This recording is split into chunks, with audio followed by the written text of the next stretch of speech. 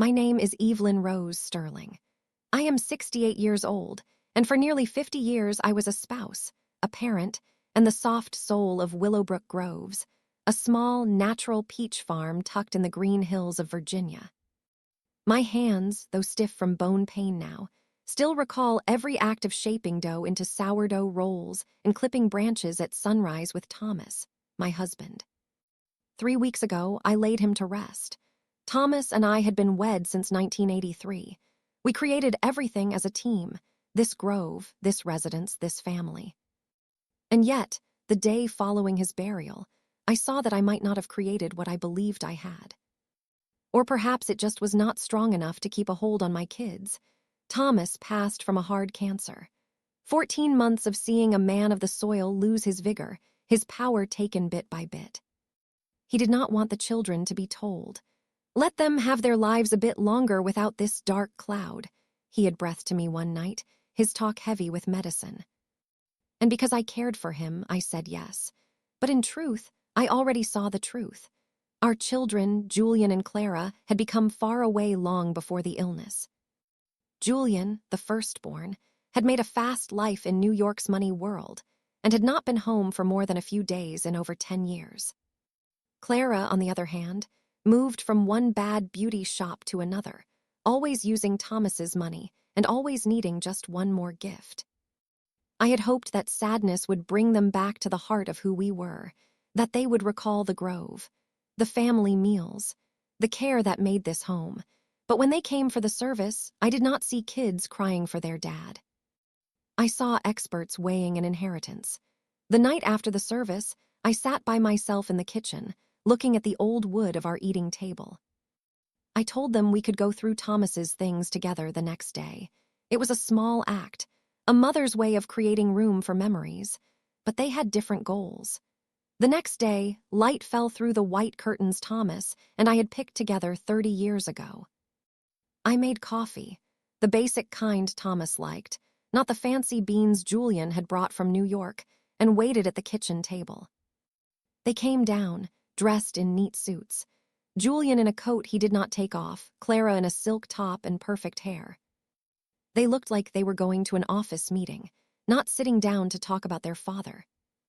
"Mom," Julian started, setting his cup down with that same cold care I had seen in his father. "We have been chatting." Clara looked at him, then at me. "We think it is time to start finishing things, the money, the farm, the house." I blinked, not sure I had heard him right. "Finishing? It is smart," Julian said. "You cannot work the grove by yourself, and the house, it is large, Mom, too much for a person your age." My age, the words felt heavy in the room.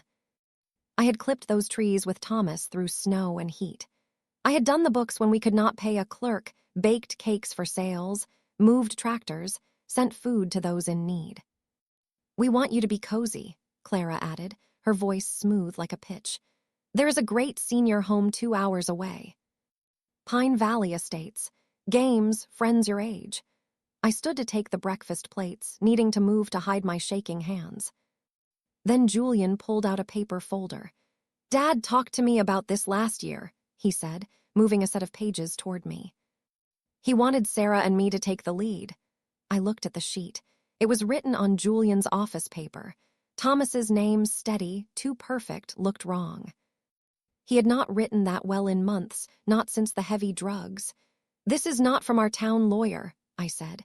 "He was clear when he signed it," Julian said firmly. "He wanted this," Clara said fast. "A new start. There is a builder interested. 7 million for the dirt. We would be set. You would be looked after." A builder. They wanted to sell the grove. "Flatten it. Change a life of crops and hard work and helping others for stone and driveways." "You are talking about selling your father's life work," I said softly. "Mom, be smart," Julian said. "The grove cannot stay forever." I felt something grow in me, a slow fire I had not felt since I once ran off a wolf trying to get to the hens.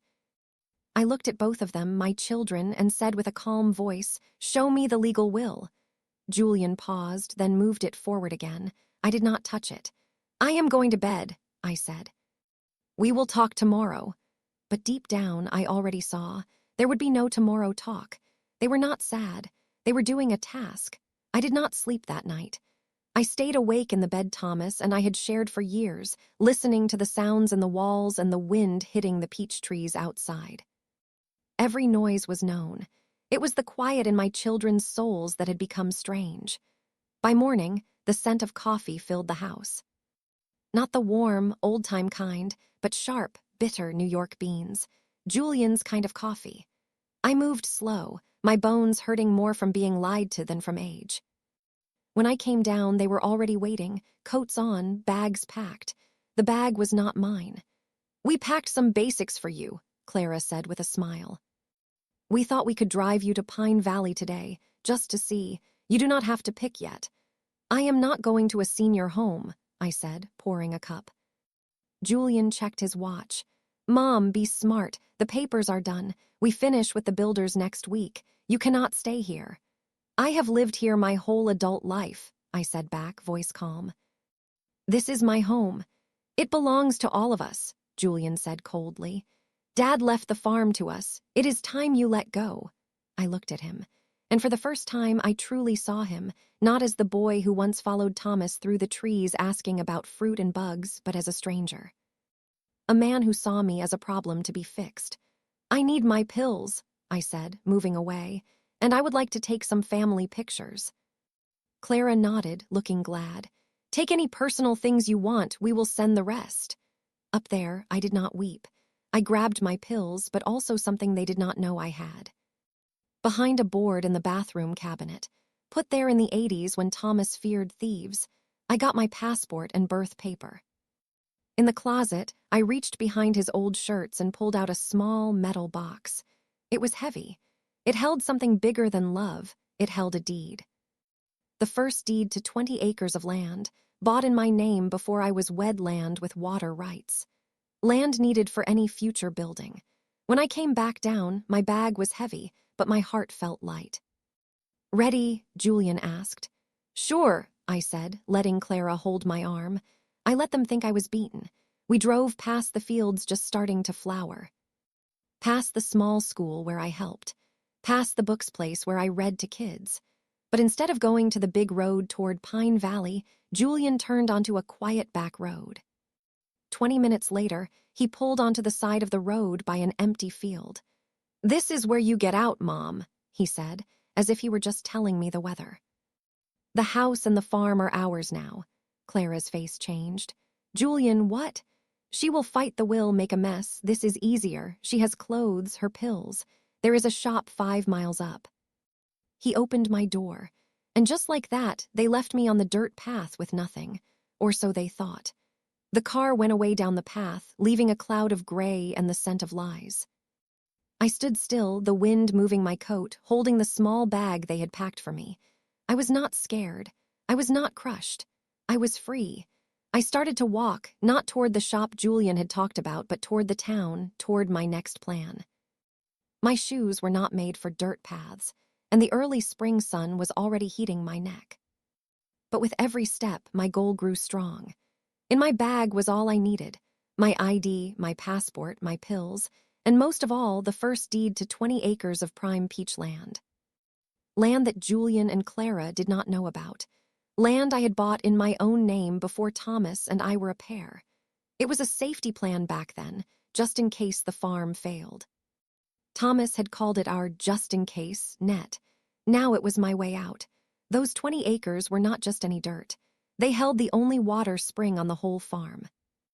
Without it, no water. Without water, no trees and no building. My kids thought they had trapped me, but they did not know the dirt beneath their shoes. They did not know the weight of the past. I did. After almost 2 hours of walking, my feet had sores and hurt, but I got to the edge of Willowbrook and the well-known site of Hank's shop and food. It was small, from the old days, and the same, a spot where folks still said your name and paid with bills. I sat on the seat outside and watched the cars. I did not look like much, just a tired old lady with a bag, but I had something much bigger than they ever would: the truth. Hank stepped out from his shop, cleaning his hands on his cloth. He had known me for over 30 years. "Mrs. Sterling," he said, his face looking worried. "Are you okay? You look a bit pale." Just resting, Hank. Been a long day, I said. He looked at the bag by me, then back at me with care. Really sorry about Thomas. He was a fine man. Yes, I nodded. Yes, he was. He paused, then asked softly, do you need the phone? If it is not a bother. He took me inside, past the cans of fruit and cheap bread, to a small desk in the back. I called the number from my mind, our lawyer, Ben Harrison. Evelyn, he said on the first ring, shocked. I have been trying to find you. I thought you would be at the will reading. My hand grew tight on the phone. What reading? There was a quiet pause. Julian showed a will. I had doubts. It did not fit the file your husband and I changed last year.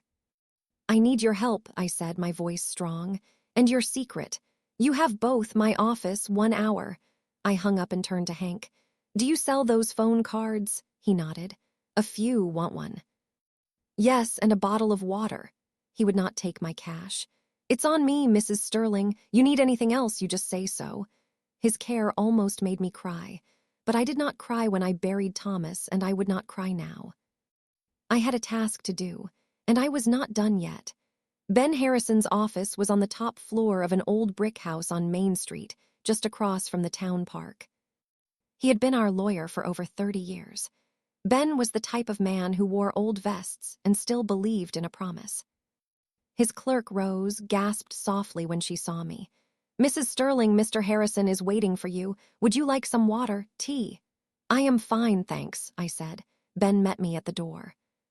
He had not changed much since Thomas's last visit.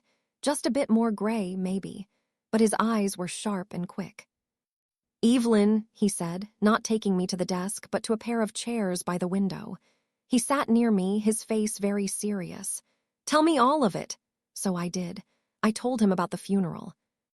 The fake will, the office-like talk in our kitchen, the drive, the leaving me by the road, every part. He did not stop me, he just heard, often nodding, his face getting darker. When I finished, I reached into my bag and took out the metal box. From it, I pulled the first deed to the 20 acres, the land Thomas and I had quietly set aside years ago in my name. Ben looked at the paper with a quiet kind of awe. This is gold, Evelyn. This is not just dirt. This is power. With the water rights and the rules, the builder cannot touch a thing without this. I know, he leaned back, hitting the edge of the deed with his finger. The will Julian showed, it is a lie. I had my doubts when I saw the name. It was too neat, too smooth for a man in his state. I knew it was not Thomas's. We will fight it, Ben said, but that takes time. For now, we use this. He held up the deed. You still own the most vital piece of the farm. They cannot go on with the sale without your word. I want my home back, I said softly, and I want them to see what they have done. Ben nodded. Then we will make them see. First, I will write a note to the builder. They need to know that the land is not what they were told. Will they stop? If they are wise, they will. Builders do not like law fights, and they surely do not like land with no water. He stood up with a goal. I also know a judge. We can get a paper filed to stop the sale until we find the truth. I looked out the window, where a young pair was walking hand in hand, not knowing about the quiet fight starting in this small room. I do not want to be mean, Ben, I said, more to myself than to him. I want truth and peace. You will have both, he promised, starting now. By noon the next day, Ben had filed a fast paper to stop any change of the farm's name. A messenger took the law note to the building firm Julian and Clara had been talking to. Within hours, the deal was on hold. The builder, seeing law problems and finding out that a main part of the land with the only water was owned by me, began to pull back. Their law team reached out to Ben with fast asks for more info. I told them the facts, Ben said, as we sat in his office looking at papers. The land is not whole. The water is not theirs. And more to the point, your children do not have the power they say they do. That night, I got a text from Clara. It was the first time she had said a word since they left me by the path. Mom, please call me. We need to talk. Julian is losing his mind. We did not know about that other land. Can we just fix this? Fix this. I looked at the words on my phone. There was no sorry, no seeing what they had done, just fear now that the cash was going away. I did not reply. Later that night, Julian called Ben, asking for facts, trying to be the boss. But Ben told him in a calm way that all things would now go through the law. "They are seeing," Ben said, "that they made a big mistake, a bad one." "They thought I had nothing left," I said back. "But I had everything they forgot to care about." He looked at me with pride. "You are doing this with grace, Evelyn. Many folks would have just burned it all down." "I lived too long with love in my soul to be bitter now," I said. "But I will not be quiet either." Outside, the town of Willowbrook moved on kids on bikes, a dog in the distance, a lawn being cut. Life was still simple here, still true, and I wanted to keep it that way. The land would not be sold.